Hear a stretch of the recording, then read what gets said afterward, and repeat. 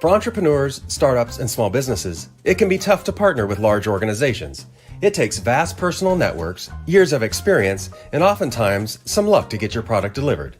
That's why we created NavalX Tech Bridges to help get your ideas and technology directly to those in the Navy and Marine Corps who need it, fast. Our Tech Bridge network is deeply embedded with sailors, Marines, academia, and innovators in the private sector. That means we are uniquely positioned to connect problem owners with solution providers and to drive their products where they need to go. We've mapped our vast network of naval programs across the innovation pipeline, so you always know where you are, where you need to go, and who will help get you there. That way, you can better manage your resources and chart the most effective course to delivering your product. For more information, visit our website and let us know what you need. Your next opportunity is closer than you think.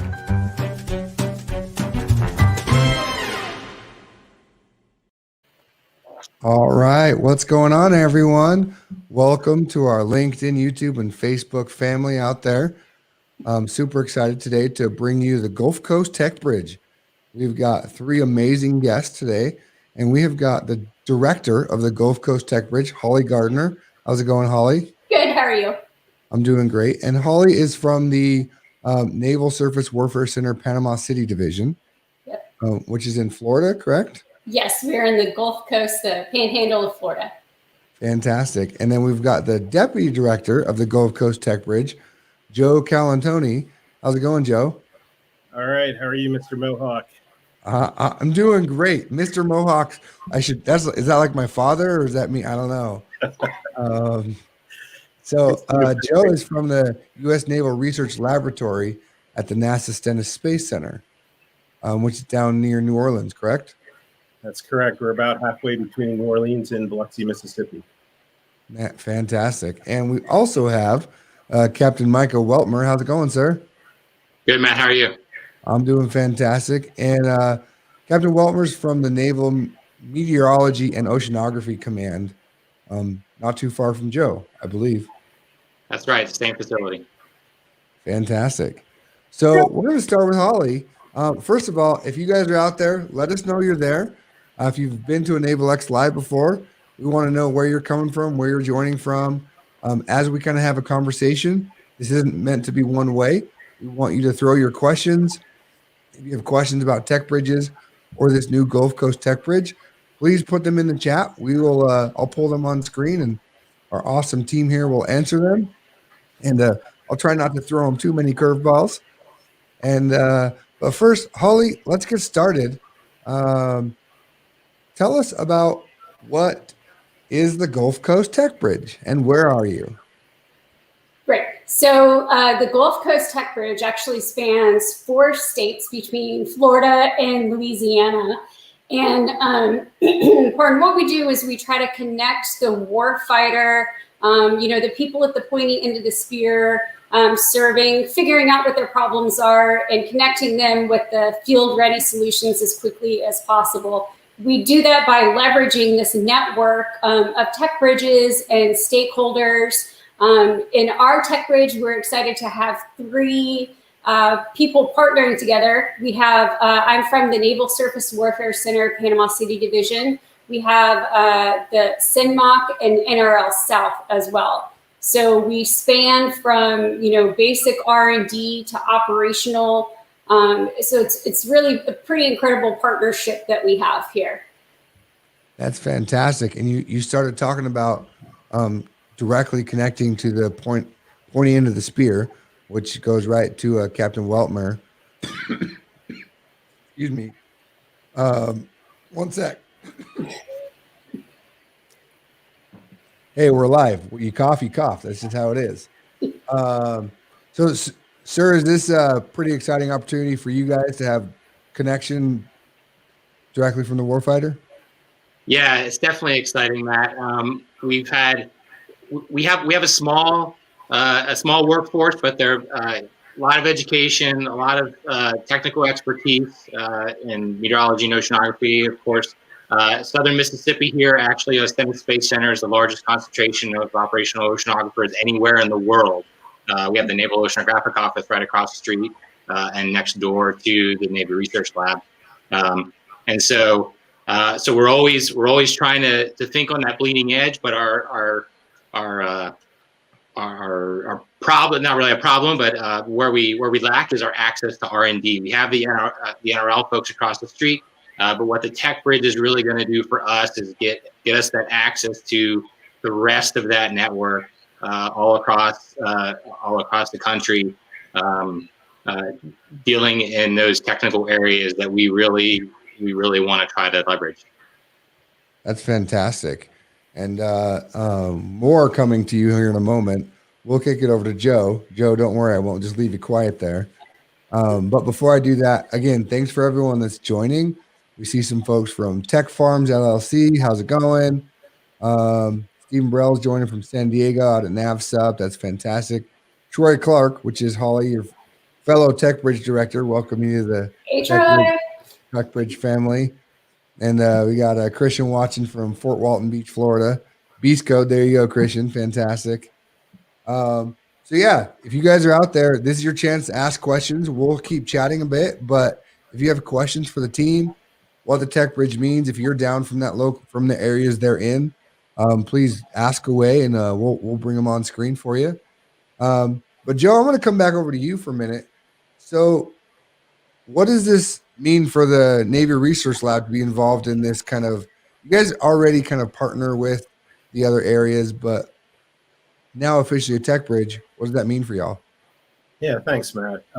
We do have partnerships already. We are working together between the Naval Surface Warfare Center at Panama City Division, the CENMOC, our operational command across the street from us at Stennis Space Center. And what I think the Tech Bridge is really going to do for us is help accelerate the process of getting the discovery and innovations that our scientists and engineers are working on every day, getting them out as quickly as possible to the fleet, as efficiently as possible. You know, we've got a large cadre of PhDs focused on ocean sciences, ocean physics, coastal remote sensing, geospatial sciences, coastal sciences.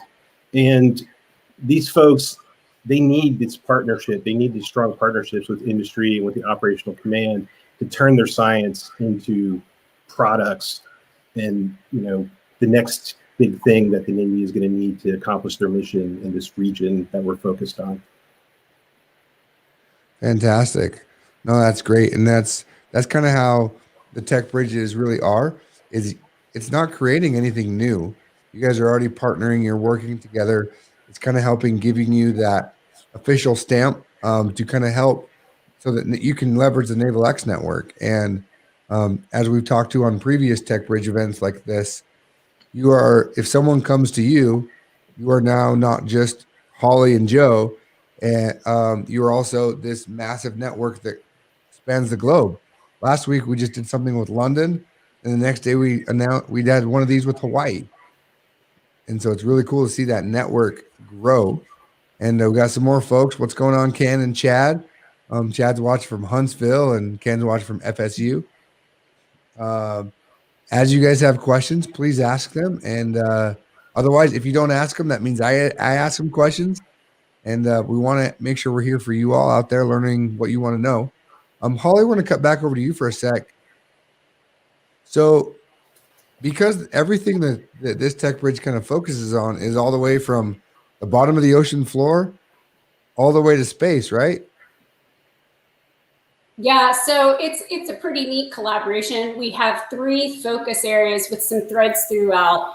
So the first one's coastal sciences and technology, and NRL's kind of leading that one with some of the more basic research. It covers everything from the geospatial science to sediment dynamics. And again, the common thread is artificial intelligence and machine learning, specifically to unmanned vehicles. The second area that Panama City's the lead on is assured maritime access. And so that includes the unmanned vehicle sensing, whether it's unmanned underwater vehicles, surface vehicles, or aerial vehicles. Operational, we call it intelligence preparation of the operational environment. Undersea mobility, which that's something that was really important to us to bring in the regional diving folks, because we have so many war fighters and soldiers regionally, just in our tenant command with the Navy Diving Salvage and Training Center and their experimental diving unit. So we wanted to leverage opportunities to connect with them. And that also includes like port and harbor security. And then the final one that CENMOC leading is the operational meteorology and oceanography. I'll let Captain Waltmer speak to that one. Yeah, so that's really what we're about. I mean, our motto is it starts with us, right? And what I mean by that is, not a ship or a submarine gets underway, not an aircraft launches without first checking the weather. And more than just a forecast, we're really about helping operational commands and all the way down to individual pilots and warfighters understand whether or not, where they're going to be safe and effective in accomplishing their mission. And so, meteorology or oceanography, the operational piece, we leverage the basic science part that NRL focuses on, but we're really about bringing that knowledge to the warfighter in terms of an actionable decision for them to move forward on. Fantastic. And we got a shout out to NDSTC. I'm hoping one of you guys know what that is. Navy Diving Salvage and Training Center in Panama City. So the name, though, is not just Navy. They train, I think it's pretty much all military divers as well as some other folks. Pretty much everyone but the Navy SEALs and one other group. So great organization. That's fantastic. You guys are really, both what the captain was talking to, what they're doing, Joe at the NRL and you at Panama City. You have a big breadth of technologies and focus areas. And we do got a question here from Stephen Burrell. How can government end users and customers, such as warehouses operating as the last technical mile, leverage this partnership? Holly, we'll start with you. Okay. So this is something I always get excited about because we have what we call the Valley of Death, and a lot of traditional research and development takes a long time. So the way I'm understanding the question is, so the government end users and the customers, how can we get over that Valley of Death using this partnership? So what I'm really interested in and what the Tech Bridge can help us with is really understanding the problems and formulating these succinct problem statements and bringing groups of people together, whether it's, different military, active duty, or whether it's the S&T folks or, all the different organizations and working on the problem, and then also finding maybe some non-traditional funding mechanisms. So whether it's something like a tech solution from O&R or whether it's, private capital or in other transactional authority, like Panama City, we have an expeditionary warfare, other transactional authority. That's one of the mechanisms that we can leverage. So getting things, finding out the problem, getting it funded, executing, getting it out to the soldier as quickly as humanly possible. So that's I think kind of what we try to do. So how do you do it? You connect with us. Fantastic. Captain or Joe, anything to add? Yeah, I'll just say, Matt, that I think, industry is vital to the refinement and the commercialization of the products that we try to build and demonstrate with our science. And the sooner we have them in the loop and are partnering with them, the better chance we have of, like Holly said, overcoming this barrier where technologies are demonstrated but never commercialized and brought to the warfighter in a sufficient quantity or in a sufficient way that's appropriate for their use. It doesn't just show that they can achieve a task. And so that's where the Tech Bridge can help us create these partnerships early on in the development and really hopefully bring us across the finish line with a lot of these products. Fantastic. And go ahead, Ollie. I was just going to add the one thing. Yes, thank you for saying that, Joe. A big part of where we are and kind of what we're doing right now is understanding our innovation ecosystem, which is really just the people and the connections that we have within the three organizations and across. So if you say something like, I need help with this artificial intelligence problem, we'll know who to reach out to. And that's not only within the government, but industry and academic partners are a big, big part of that. So we really are looking forward to connecting within people within our region, as well as people within our capability set. Excellent. And sir, I'm going to come back over to you. So from the fleet perspective, I know other, not your team, but operators and things I've spoken to, it's kind of hard sometimes to get their ideas and things into the R&D networks. And imagine with you guys directly tied into this, you're going to kind of be that go-between.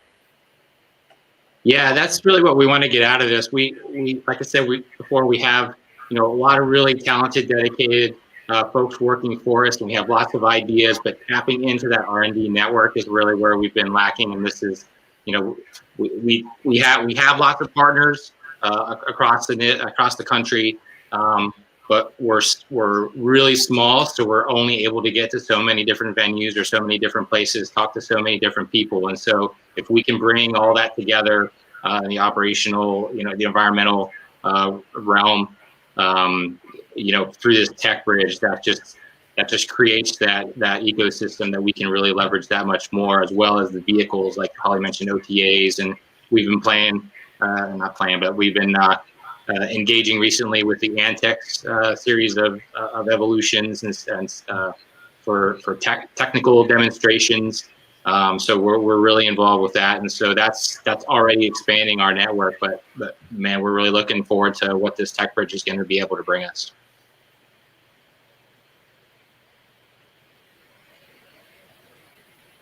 That's fantastic. Sounds like great partnerships all around. Some exciting stuff coming. We've got another question here from Chad Ward. How are you integrating your efforts with the Army efforts and DARPA programs? Anyone want to take that? So I can take that right now. So part of that is understanding the ecosystem, right? So I have relationships with DARPA program officers. We're seeking to understand, what their portfolios look like. And again, as working as the connectors across organizations, that's where we can help. That's also what I do in the other part of my role as the Director of Strategy and Engagement at my command. The more connections that we can make and understand things like there's a lot of similar issues across the DoD. But we're in stovepipes, so we're not really aware of them. So it's all about the simple human connections and who we can connect with. We have those at DARPA. We're building them with the Army. Fantastic. That leads right into Jen Franco's comment here. People and connections matter so much. So happy to see all the folks wanting to engage with us. And that's exactly what you guys are doing. Tech Bridges is not just a physical location or a dot on a map somewhere or a cool stamp or logo. You guys are this network that's really connecting everyone together. But we do have a cool logo. You do have a cool logo. That is true. It's very, very colorful. And I may have it. So between, I'm wearing the red, Joe's got the blue in the logo, and then we've got the camouflage to represent our military partners. So we're also very fashionable. Look at that. That is, you guys definitely planned that well. So coordinated. Sure. Very much so. To follow up, if you go ahead, Joe. Last comment, a wise mentor of mine taught me many years ago that getting funding to do research is all about personal relationships. And that extends beyond just getting the funding to do the research, but also then transitioning your research to the warfighter as well is all about personal relationships. And, with the team we have here, we have relationships with each other, we have our own networks, and now we can start to blend all these together into one really massive network across the Gulf Coast. And I'm very excited about the opportunity. That's excellent. That is fantastic. Thanks for everyone that's still out there joining. We'll go for about another 9 minutes or so. So throw your questions in. I've got some here I'm going to throw. We got some congratulations from Neil, a fellow Tech Bridge director out in Hawaii. Hey, Neil. How's it going, Neil? We just went live. That was announced at the same time as us last week. So we have a lot of mutual excitement for one another. That's fantastic. Another question here is, How much does the NMOC work with NOAA? So, so SINMOC and NOAA really have a lot of parallels. We have parallel missions. NOAA focused on the CONUS, the U.S.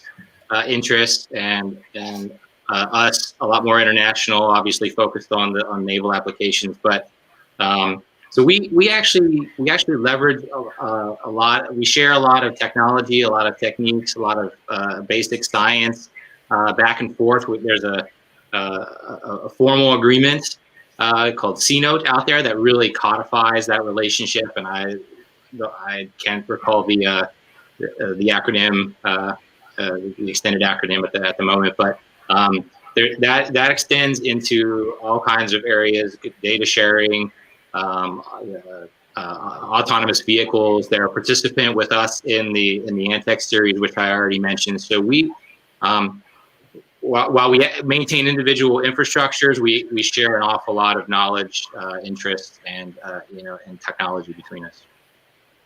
So if I can add for a second too, so NOAA is actually an organization that's very important to this tech bridge, one of them. So not only are they, they're not Navy, they're Department of Commerce. However, a lot of the technologies, like you was saying, are pretty similar. So that's part of those breaking down the stovepipes, because they're looking to solve similar problems, but with different applications, particularly with some of their AI and unmanned vehicle systems. So regionally, I know of at least 2 offices within the National Marine Fisheries Service, one in Panama City and one over in Pascagoula Gulfport area. And so we talked about some of these needs and how we can help one another. And then we're also continuing to cultivate those relationships with different people through the National Ocean Service and other lines. They have 5 lines within their organization. So that's something we're working on, and I'm looking to SINMOC to help with that as well. Yeah, and the relationship, Matt, with NOAA extends all the way down to the basic and applied research side of things. There's something called the National Ocean Partnership Program, which is the Office of Naval Research and NOAA have a partnership to perform basic research. And the Office of Naval Research is the Naval Research Laboratory sister command in DC. And so there's a connection with NOAA across all of our commands and threaded through the entire, technology development that we're working on here. Yeah, and I'll just add on one more thing. I'd be remiss if I didn't mention that the deputy director of NOAA right now is the former commander of SINMOC, Admiral Tim Gallaudet. So if you're watching, sir, what's up? He's actually, the relationship was started before he took that role, but he's only worked to solidify it and really bring us even closer together. So that's fantastic. A lot of great comments from folks. Most important one is a nice shirt, Joe. Got to support the team. Oh, definitely representing. And whether you planned it or not, your colors do just work perfectly with the red, blue, camouflage. It's a great partnership that you guys planned or didn't plan. Either way, no one will ever know, so don't tell us. Here's a question from Ken Crow. Is there much NMOC activity with FSU and NHC and oceanography? There's not. We know there's some groups out there that we'd really like to partner with, but there's not a lot of direct coordination with that. And so if we can again, we can use this to leverage to get to that partnership, along with the proximity that Holly and her team have over there in Panama City. That'd be outstanding. So Panama City, NSWC, PCD, we actually have an educational partnership agreement with them, and I believe they participate in our other transactional authority as well. So our command has been very involved with FSU Panama City, and we're looking forward to connecting FSU because, as we said, academia is a very important part of what we do connecting with. There's also other universities in the region that we haven't connected with and are looking forward to, like University of West Florida. So we're looking forward to talking to all those folks and seeing how we can help with connections. On the academic front, I'll mention that here in South Mississippi, we have a lot of pretty strong partnerships with the University of Southern Mississippi. They have a strong hydrographic science program that's actually located right here on Stennis Space Center, and so we have active partnerships with them. Also, we have a cluster of branch campuses that includes USM, but also Mississippi State and LSU actually has a presence there too. So we can even reach out all the way to Baton Rouge and LSU through that. So our coordination with at least local academia has been pretty strong. That's excellent, and that's a great tie-in as we kind of close here, because that's the other part of the TechBridge ecosystem is the academia side, it's the government side, military side, the industry side, and the academia all becoming one. And even if you already are one family, just strengthening those bonds and partnerships. So before we go, I know there's some other comments and questions. The team will be able to jump back in. I'll send them these and they can answer on social media, so don't worry. But Holly, is there anything you want to add? And I'll ask the same of Joe and Captain here in a moment. Yeah, I just want to say something that makes this partnership between these commands and the Gulf Coast Tech Bridge, what really differentiates us is two big things. One is that we have the range from basic R&D to operational, to having an operational command. So we all have different kind of ecosystems, and if you model it and look at the connections, there are so many opportunities for increased connections that we just never even thought of. And the other thing is, everybody comes to the Gulf Coast for vacation. We have extensive testing ranges and facilities. Each command does, and one of the things that we're looking at is really highlighting our test and evaluation capabilities and range capacity and capability that we have, all working together. And the beaches are beautiful. Fantastic. And Joe, as you close, we got one question for you that just came in. Sure. What is NRL's role in the Gulf Coast Tech Bridge? So NRL focuses more on basic research and applied research than the other two commands. And so our main focus is to provide the subject matter expertise and the discovery and innovation that will drive the technology transfer that we want to accomplish under this tech bridge. So, we all work in all areas, but NRL's focus is primarily on the basic and applied research side of things. Fantastic. And, Captain Walmer, anything to add before we go? We're just really excited about this opportunity. We've been trying to get it, deeper in the R&D realm for a while. We just don't have the mechanisms, and this is just such a golden opportunity. And for all the other folks, commands, tech bridges out there, just being able to be part of the ecosystem from the meteorology and oceanography side, and as an operational command, I know we're a little bit of an anomaly in the tech bridge realm. And so if we can, figure some stuff out on our own and take those lessons learned and share them with other operational commands out there looking to leverage R&D and accelerate some of their transition processes, we're happy to do that. Fantastic. Well, we appreciate you guys all coming on today, and thanks to everyone who has joined. Great comments, questions. Again, Holly, Joe, and Captain Waltmer, they'll be able to go and answer a couple of the ones that we didn't get to. So don't worry, your questions will get answered. And Holly, Joe, Captain, thanks for joining. Thank you so much. Thank you, Matt. Appreciate it. Thank you, Matt. Thanks for having us.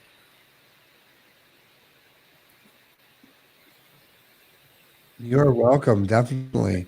And so out there, everyone have a great week. And again, there are multiple ways to contact the Gulf Coast Tech Bridge. I put on the screen earlier, but here it is again as we close. Reach out to the NavalX website. This is their direct link. You can also just Google NavalX. Reach out in the comments. Holly and Joe and Captain are all on LinkedIn. We'll make sure, reach out to myself. I'll make sure to put you in contact with the people you need. And everyone have a great day. We'll see you, everyone. Thank you. Bye.